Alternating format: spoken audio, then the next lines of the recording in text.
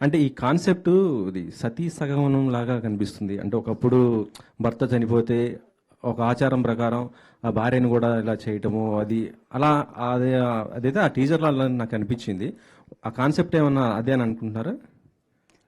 లేదండి, అది it's a very fictional ఊరు, ఫిక్షనల్ ప్లేస్.